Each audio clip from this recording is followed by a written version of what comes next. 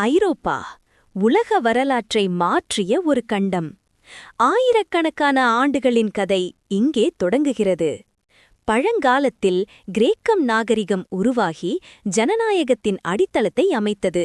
தத்துவஞானிகள் மனித சிந்தனையை மாற்றினர். அதனைத் தொடர்ந்து ரோம பேரரசு எழுந்து சட்டம், நிர்வாகம் மற்றும் கட்டிடக்கலை வளர்ச்சியில் மிகப்பெரிய தாக்கத்தை ஏற்படுத்தியது. ரோம பேரரசு வீழ்ந்த பின் நடுக்காலம் தொடங்கியது. அரசர்கள் ஆட்சி செய்தனர். சர்ச் மக்களின் வாழ்க்கையை கட்டுப்படுத்தியது. இந்த காலத்தில் மத அடிப்படையில் கிறிசேடு போர்கள் நடைபெற்றன.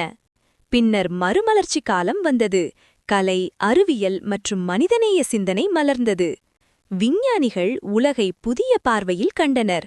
அறிவியல் மனித வாழ்க்கையை மாற்றத் தொடங்கியது. மனித உரிமைகள், சுதந்திரம் மற்றும் சமத்துவம் போன்ற சிந்தனைகள் பரவின. இயந்திரங்கள் உருவாகி தொழிற்சாலைகள் வளர்ந்து நகரமயமாக்கல் வேகமாக அதிகரித்தது. 20ஆம் நூற்றாண்டில் 2 உலகப் போர்கள் ஐரோப்பாவை பெரிதும் பாதித்தன. எண்ணற்ற உயிர்கள் இழக்கப்பட்டன. ஆனால் அதன்பின் ஐரோப்பா அமைதி மற்றும் ஒத்துழைப்பை நோக்கி முன்னேறியது. இன்று ஐரோப்பா உலக வளர்ச்சியில் முக்கிய பங்கு வகிக்கிறது. அதன் வரலாறு மனிதகுலத்தின் பயணத்தை பிரதிபலிக்கிறது.